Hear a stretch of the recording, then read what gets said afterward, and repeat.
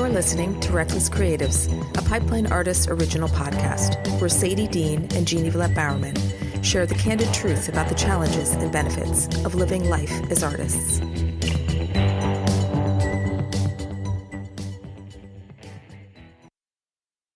Hey, Sadie Dean.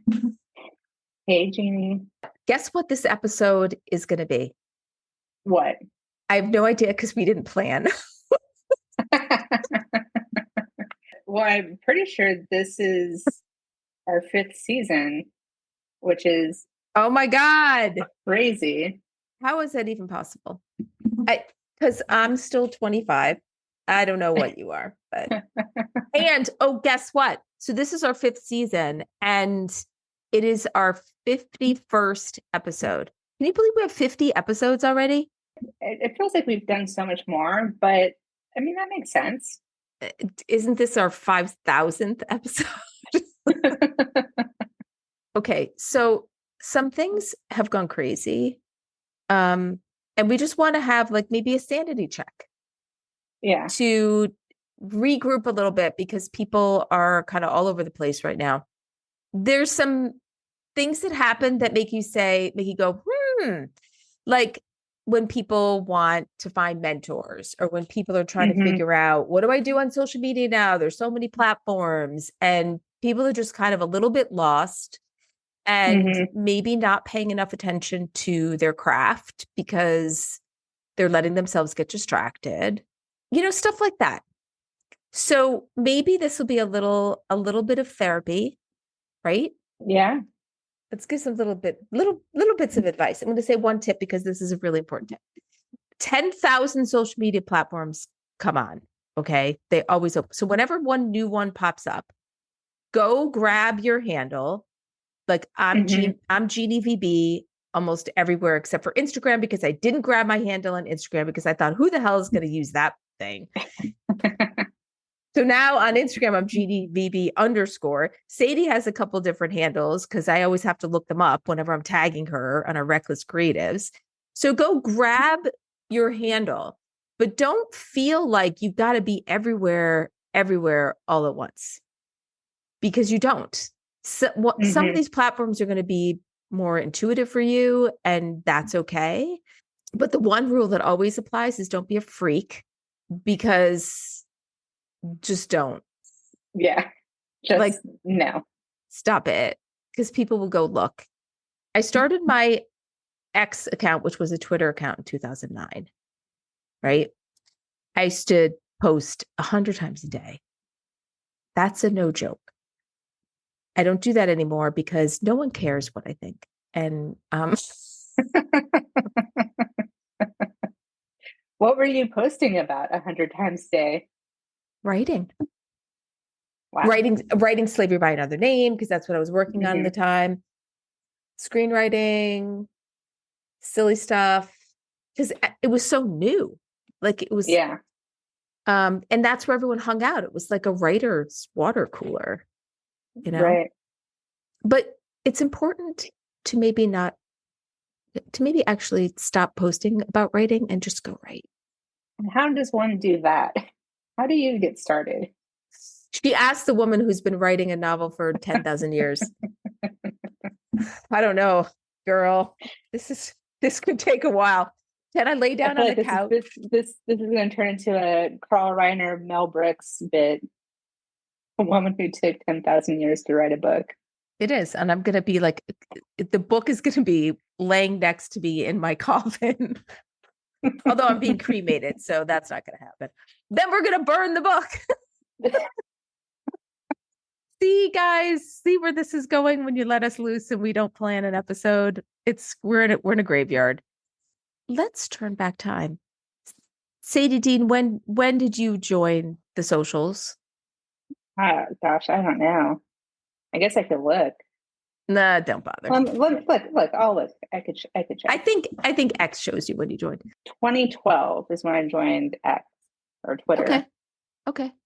And when you first started, all those people who you were following who were talking about writing, how many of them would you say are still writing?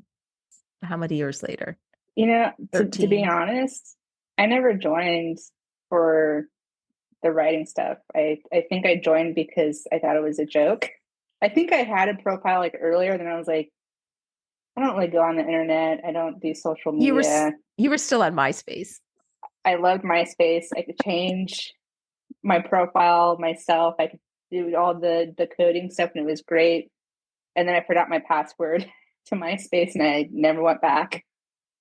But with Twitter, I mean, I think I didn't really get into it until I started working in the space. When I was in, college, I didn't have time to go on social media. I mean, what existed then, but to answer your question, those two that I did follow or continue to follow, I mean, maybe 30%. Who knows? I don't know. I know there's so many that aren't writing anymore. And I think, and I was actually having, and this is an important conversation, but before we get into this deep, important conversation, I want to tell you guys something.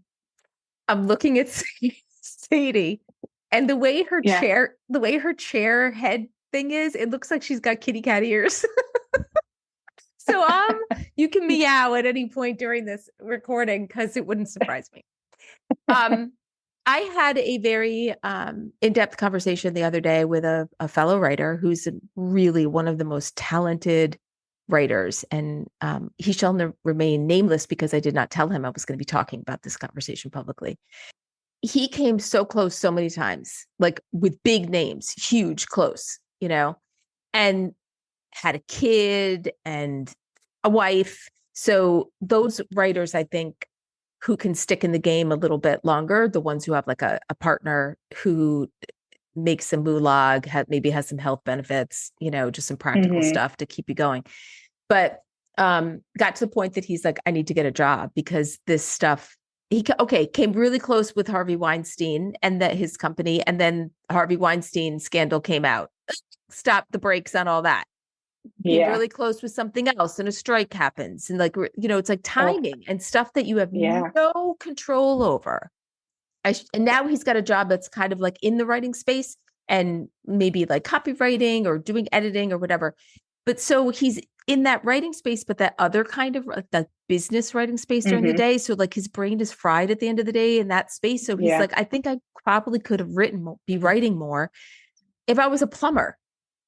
And then I came home and now I got to be creative because I was just doing this other thing, or a carpenter or whatever. And I could be making bank because the trades makes a lot of money.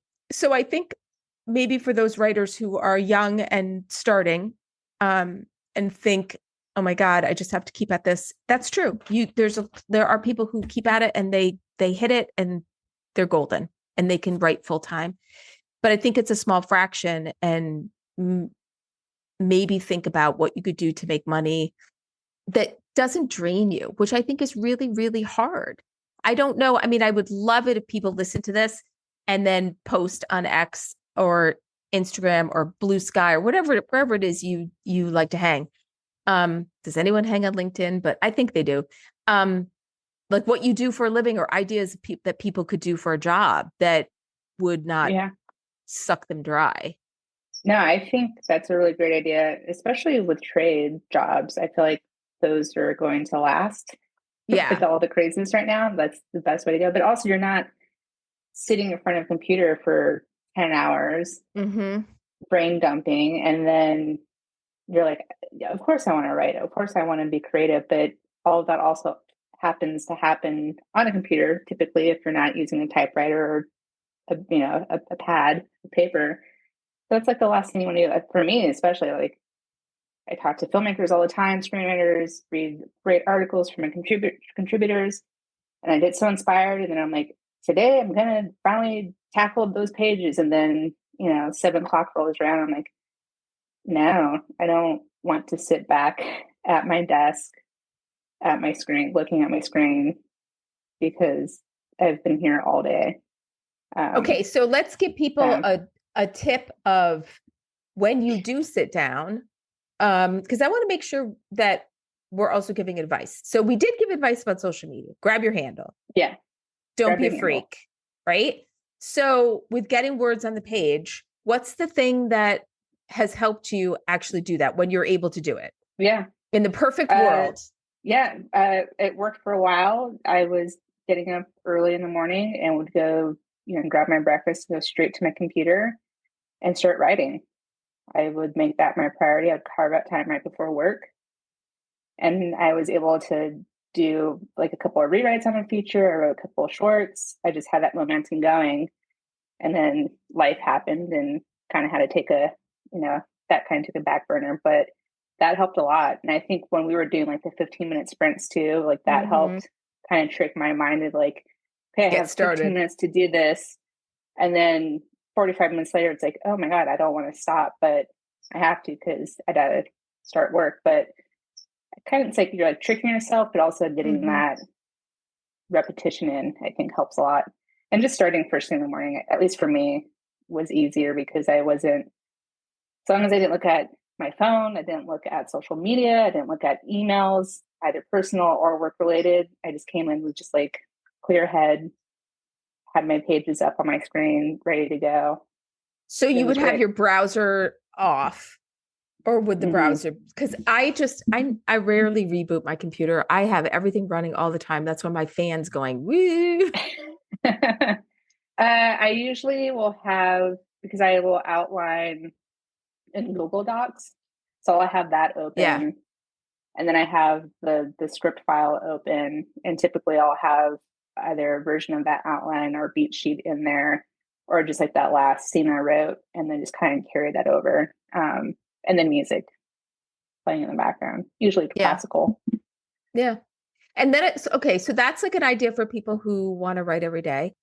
I would say I was actually most productive when I wasn't trying to write every day, because then I would just start feeling guilty. Like if I didn't, it was then get in my head, and it was just like a whole mind thing. I would start like get demoralized. Oh, that's another, just like with exercise. Oh, it's another day I didn't exercise. Right. I really still think that it would be awesome if you could only exercise one day a year and stay in shape. But no one's created that to happen. I can't even speak. No one is letting that happen. Our bodies are not letting that happen. But I found that when I would write on the weekends, that would be great, because it would also force me to say, I'm not going to check into work. And that was real. I'm a little bit of a workaholic. So the weekends gave me the boundaries that were already pre-existing. It's the weekend. So then my mind just kind of would just flip to, now I can be creative and work on my own stuff. So I wrote a whole book that way.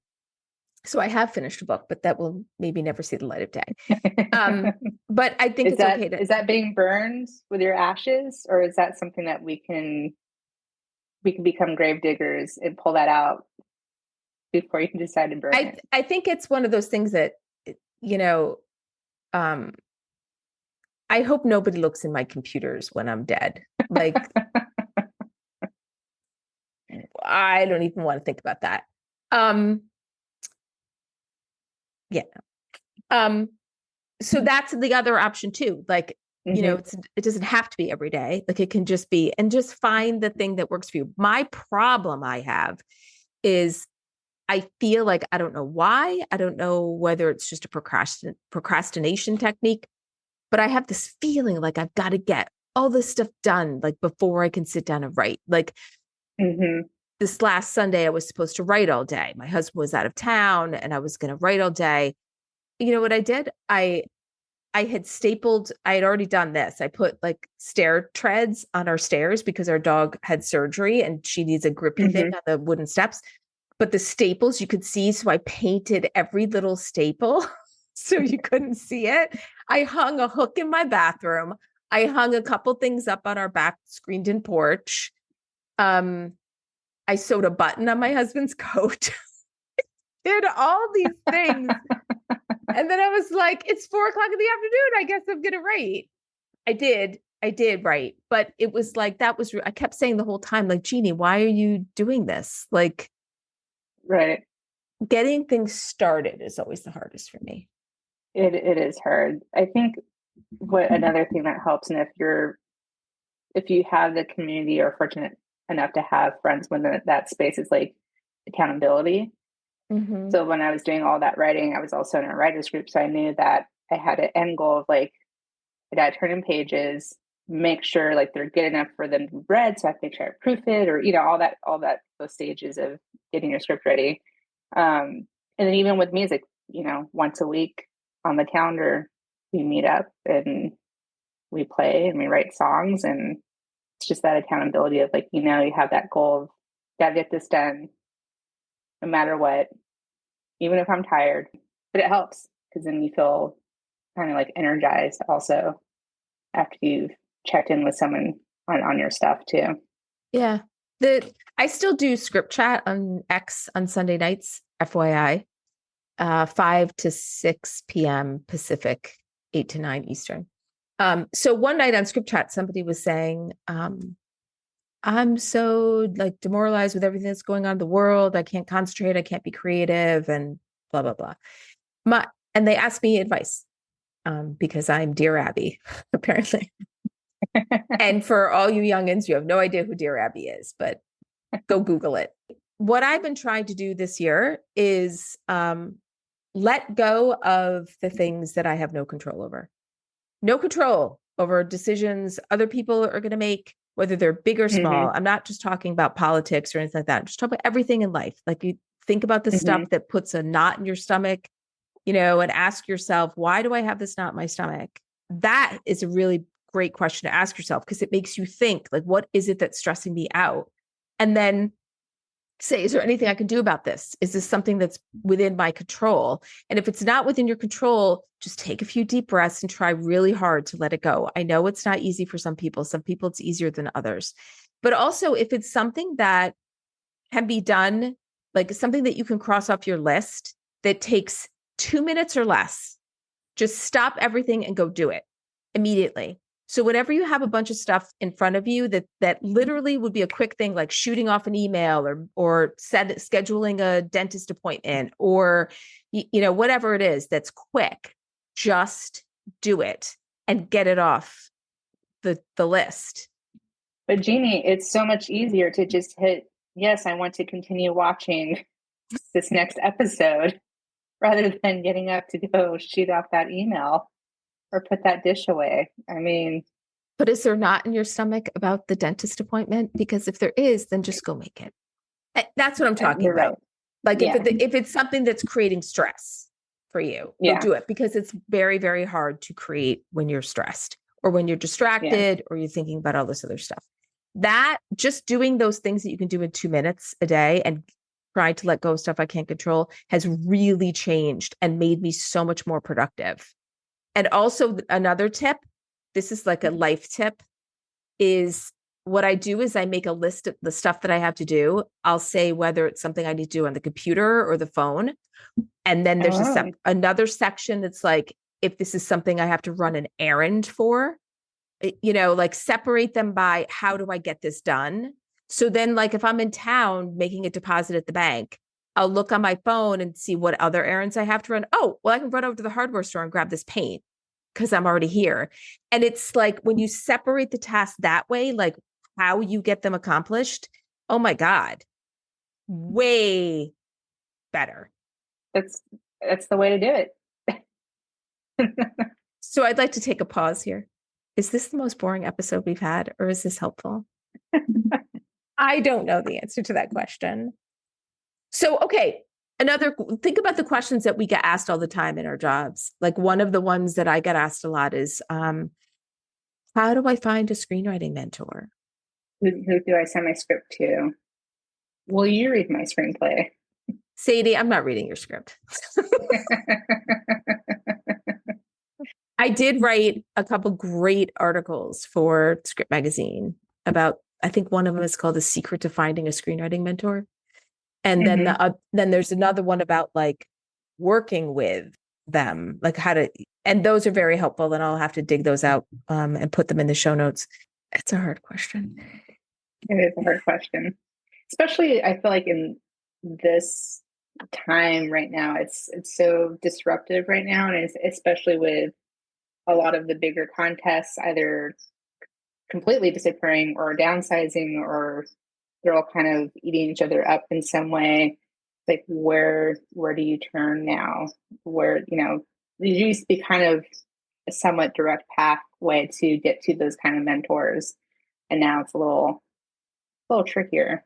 So yeah, it is. And I think it's a good thing to revisit because there's also too with the strikes and this shift of the industry, there's a lot of professional writers out of work and, right. Looking for work too. But, and then there's that other question of, some people say, oh, should I just stop? Like, I want to remind people TV is tough right now because of the strikes and the shift, but it wasn't that long ago that features were tough and TV was hot. Right. So like everything changes. And if this is something you really love doing, don't stop trying to pursue it. I mean, this is something you really love and your passion. I mean, you can do something in the meantime that might help you still be creative and just produce, just write, just keep writing. And no, I mean, I just don't want to see people get demoralized and give up on their dream just because for this slice of this moment in time, it's hard. It's kind of like, think about like when I don't know how many of our listeners have ever run a marathon. I certainly haven't, but I've been a runner all my life. So there's that point when you're just like, oh my God, bitch, I want to stop. Like this is terrible. Your muscles hurt, everything aches, and you just don't want to keep going. It'd be so much easier to just lay on the couch and eat a bowl of ice cream. But when you push through those difficult times, it's so rewarding on the other side. And things will change. And guess what? A whole bunch of people are going to quit. But if you keep staying in the game and you aren't one of those ones who quits, you still have a chance. Because the only way you really 100% guaranteed are never going to make it is if you quit. So stop that shit. Stop that talk. No negative talk.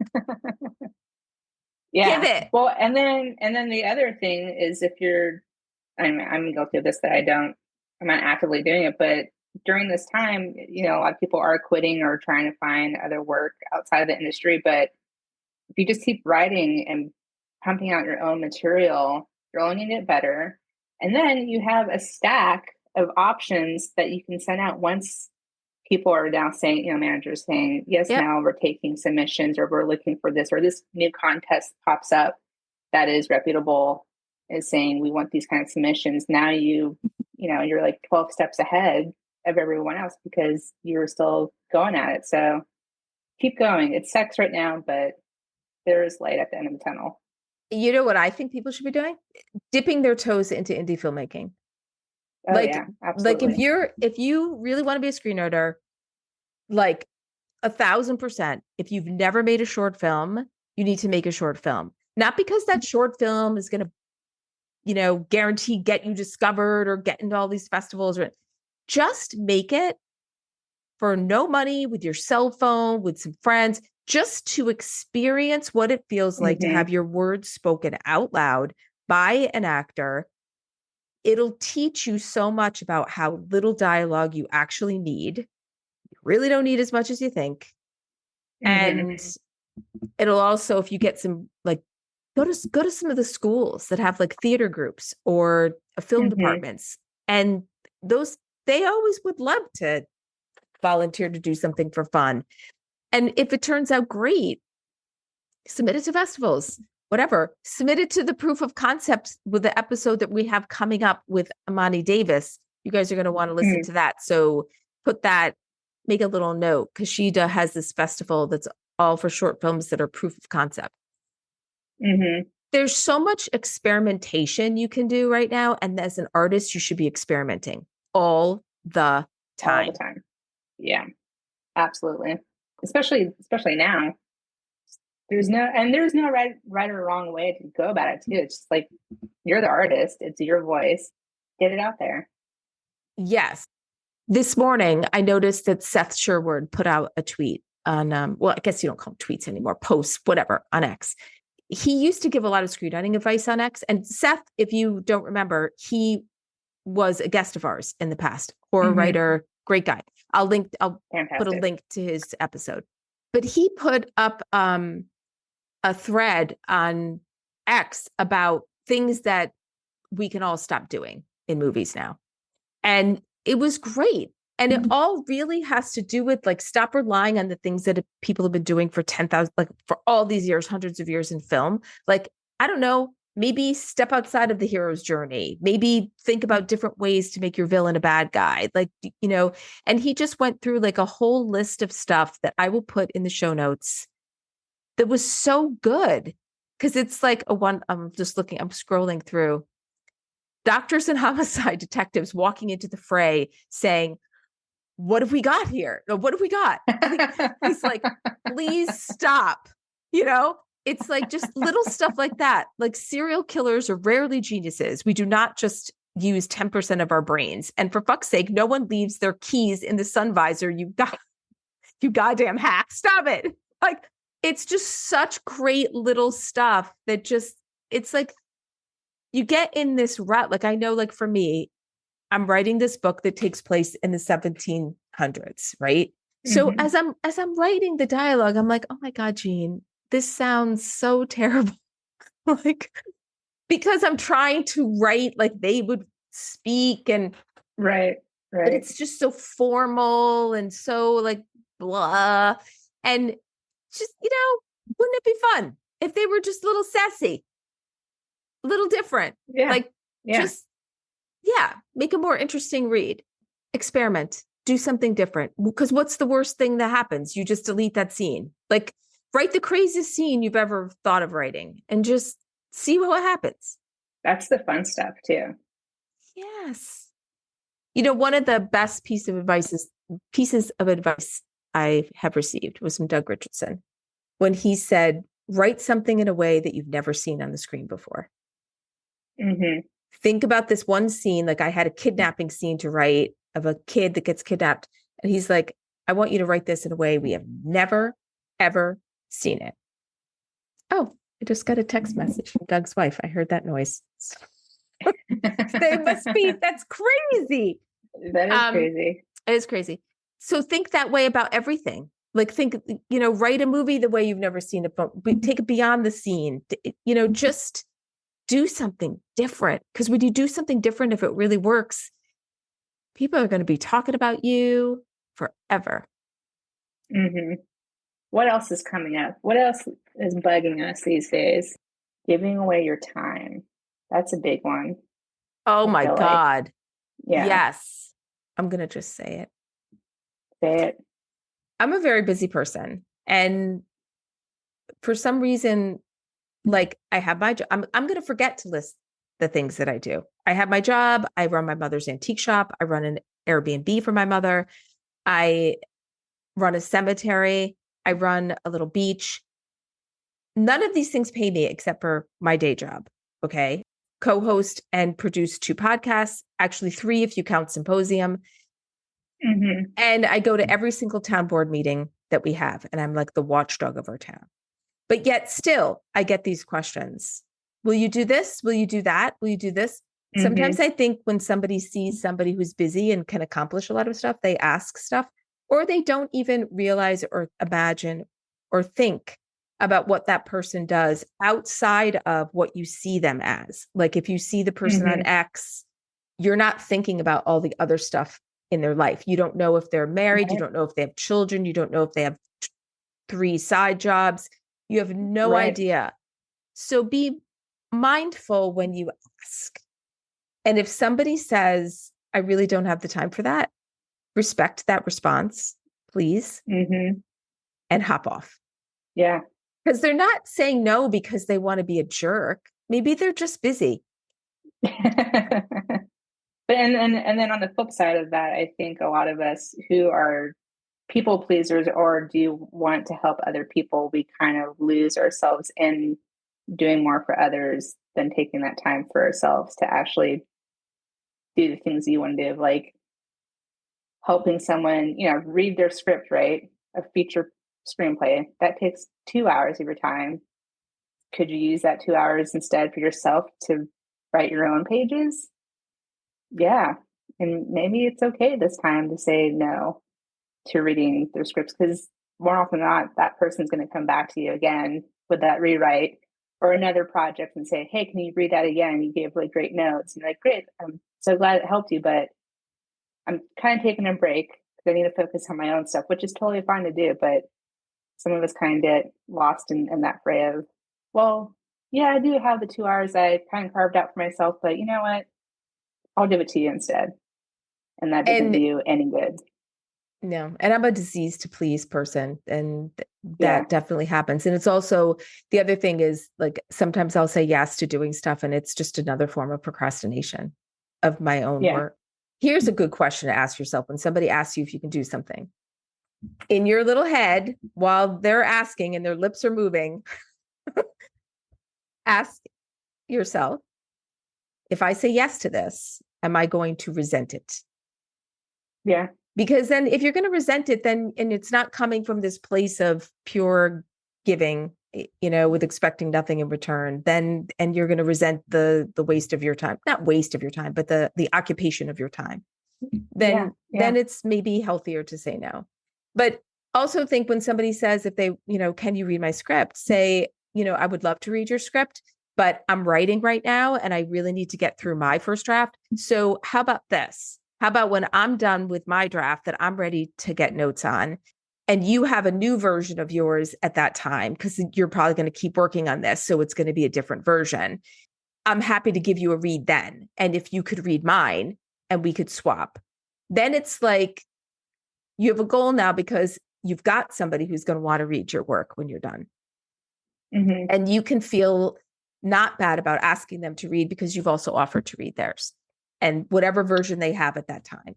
So there's ways you can do it that you don't have to feel like you're being mean, Yeah. Applies probably more to like social engagements, but my husband was talking about, I don't know if he listened to it on a podcast or read it in a book or something, but this person was basically saying, if you invited me to drinks tonight, last minute, and I had to change all my plans, would I, 5 years from now, 10 years from now, if you had asked me to do that, would I say yes? And if the answer was like, no, I would not go to drinks with you 5 years from now or 10 years from now, then maybe you shouldn't go to drinks with them that night and stop everything because your time is so limited. It's like kind of reclaiming yourself again of like those priorities of who do you give your time to, just because people will come out and reach out and say they want to hang out or whatever it is. It's like, especially social engagements where you're just like, I'm so burned out. I don't want to talk to anyone. I know. And then there's some people though there's a person in my orbit locally who shall remain nameless, who's just so persistent and so like almost not badgering, but just like what do they call them? Ankle biters, like just like not going to let go until you say yes. And Mm-hmm. I have a person like that in my life, and I was getting caught up in the yes. And then finally I just said to her, I need you to do a favor for me now. And she's like, oh, what? You know what? I said, I need you to stop asking me to do stuff because I have a hard time saying no to you because you're super persistent. And I really respect and appreciate that quality in you because I don't have that, but it's stressing me out. And I need you to respect that I need some boundaries and I can't help right now. Yeah. But when I do have time to help, I will be there and let you know that I've got time now. But for right now, I really need you to just stop asking me. Because these things that you're asking me may seem simple and little to you, but to me, they're not things I can do in under 2 minutes. Right. There's something that's going to take away from other important things that I have to do. So you need to just, I need a break. Yeah. And what did she say? She looked at me and she goes, okay. Oh. So ask for what you want. Yeah. And I also have a plate that I got to go find it. Hold on. A great friend gave me this plate. This is me. It says, honestly, I whisper, what the fuck to myself at least 20 times a day. And that's what I say sometimes when people keep asking things of me. Like, what the fuck? Do you think I've got nothing else to do? Like, stop. Also, too, while we're on the subject of boundaries and healthy decisions. I think it's Mm-hmm. also really important that we don't get all caught up in our jobs and writing and all this stuff, and we're actually not taking care of our physical selves. You do need to take care of yourself. Yeah. Because you need strong bones, you need muscles, you need, I mean, I'm not talking about going off and being a triathlon guy or girl, Yeah. whatever. Not talking about that. Go for a walk. Like just, just take care Yeah. of yourself. Go, it's just gonna, lift some yeah. little weights, like your little 2-pounders that you got back there. I think just You holding noticed down them? your Yeah, the 2-pounders over there were for, because I had my shoulder operated on last yeah. June. And I don't think we talked about that, but this is a perfect example. Oh my God, Sadie. So I go to the doctor's for annual physical, and she like moved my arm and I screamed. And she's like, what is going on? I said, oh, I think it's just because I had Lyme disease. Like, your joints, can really stay with you. Yeah. And she's like, girl, this is not Lyme disease. Your other shoulder moves, your other joints are fine. It's just this. You need to go see an orthopedic dude. Okay. I go to the orthopedic dude. And first question though, how long has this been going on? I said, I don't know, 3-4 years. What? Yes. So because self is at the bottom of the pile. Okay. I do Right. everything for everybody else first. So I go to the Right. orthopedic guy and they take an x-ray, before the surgeon even comes in. Oh, that was the other thing that was really fun. Total side note. I'm sitting there waiting to get into the x-ray room, and a prisoner comes out in like the orange jumpsuit and handcuffs because he had to get an x-ray too.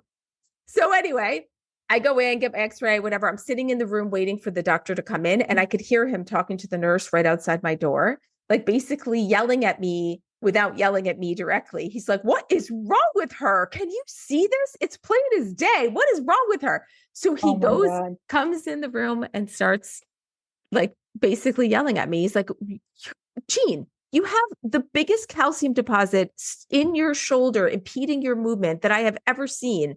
And I can get that out.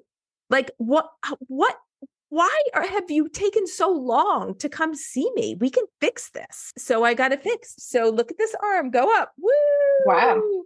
Look at that. Yes, but you still need PT after for anybody who has one. Right. So take care of yourself, because you could be in physical pain when you don't have to be. And it's hard to write when you're in physical pain and blah, blah, blah, blah, blah.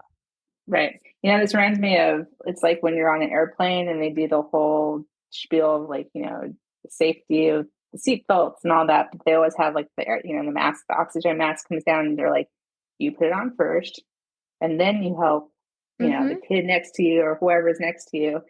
It's one of those things. It's like, you got to help yourself first. You're not going to be able to help anyone if you're not an able body, if you're not taking care of yourself, you're kind of useless. So it's okay to put yourself first. So all you people out there who are diseased pleasers, because it's probably not to sound, like I'm pigeonholing any gender, but if you're a woman, you are probably more likely to have this problem. I don't know why, especially like a woman of a certain age, like my generation, definitely were raised this way. Put everybody's needs before you and blah, blah, blah. Stop that. And that goes not just for your health, but also for your writing, because you're a happier person when you write. You are. Whatever your creative pursuits are, like, put those first. It's totally okay. Like when Sadie picks up one of those guitars behind her, she's probably happy. Yeah. Right? Do what makes you happy. Everything else will work out. It tends to work out. But don't forget what makes you happy and why you write. We've probably talked about all these things before. But sometimes you need to hear things again. So hopefully people are inspired. And I want you to know that the thing that I've been struggling with about writing this book is I really had to break this story. And it's just such a big story that it was overwhelming. And even my 10-foot, no exaggeration, 10-foot wide whiteboard helped a little. It didn't help me the way it normally does because the story was almost too complex to fit on 10 feet. So I needed to do a different system. So I am doing a different system now, which is index cards so that I could rearrange. Because on a whiteboard, you can't rearrange easily if you're using a marker, it's hard to rearrange. And then what I liked about the index cards is if I was out walking or if I was listening to a podcast about something and I would come up with an idea, I was finding that I was losing my ideas, like those little random thoughts. So then I started writing the little random thoughts on an index card and then finding where it might fit in the story and stuffing it into the stack so I wouldn't lose it. And that I thought that has really helped me. And then I took the index cards, and this is what I'm doing right now. I've got them almost all done. And then I'm writing them, I'm copying them over or just taping them on the top of a page of a notebook so I could expand upon the thought beyond the index card. And also so I don't lose the index cards. Yeah, because that's really smart. Yeah. So I started writing them out because I can get creative when I write. It makes my brain work. But then I was like, you know what? I'm just going to tape them on to get them in the spot so I don't lose them. And then I can, because I don't know if now I'm like towards the last quarter of the story. So it's going to change as I'm writing it. So I'm trying not to get too married to it. But I was feeling just discouraged because I wasn't making the progress I was hoping to be making. And it was really stifling me. And I kept putting everything else before this. And then I was like, are you a writer or are you not a writer? Mm. Do you really want to write this book? And the answer was, yeah, I really want to write this book. And so then it became, well, dumbass. Then guess what? You have to write it and you have to make time to write it, because if you're not writing it, you're not writing a book. You're thinking about writing a book. And I think I appreciate that you didn't say, but I have X, Y, and Z to do first. It's I like on that me. You're like, well, yeah. I mean, I have X, Y, and Z to do, and I have A, B, F, K. Right, the whole alphabet. I got the whole goddamn thing forwards to do. And backwards. Yeah. Yeah. But sometimes you got to do it. Like also too, like my dog had surgery for 12 weeks. I slept on the floor with her in the laundry room. 12 weeks. I also shut my antique shop down for 2 months because of the dog. And at first I was just going to shut it for a month. And then the same friend, Karen Richardson, who gave me the what the fuck plate, said to me, well, why don't you just close in February too? Just close. Like, you're right. Yeah. I'm going to just close because this is what I need to do for me and my mental health and for the sake of health of my dog. So no one's having an antique emergency. Like sometimes it's not as hard as you think to stop doing something that's sucking up your time. Just stop. Yeah. Don't hit continue next episode. Walk away. But if it would make you happy to hit continue next episode, watch that damn episode. But what if it's taking away from doing your creative thing? What do we do? So there's that balance between consuming art and creating art. Yeah. You have to do both, but you have to have that balance. You still have to stop consuming and actually create.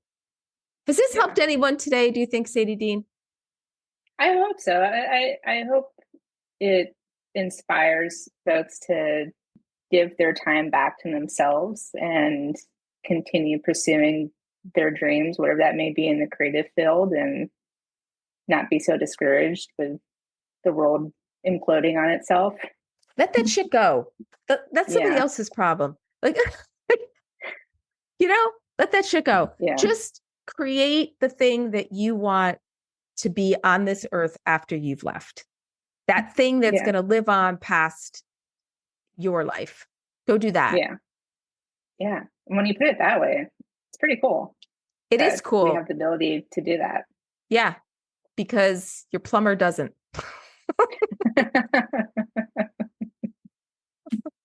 Yeah. Makes more money than us, but something that's going to last longer. But you know what? After you're dead, your money doesn't matter anyway. So whatever, take that plumber. Yeah. Take that, you rich plumber. All right. Well, we've solved the world's problems. Just like that. Done. Only took 5 seasons, but we did it.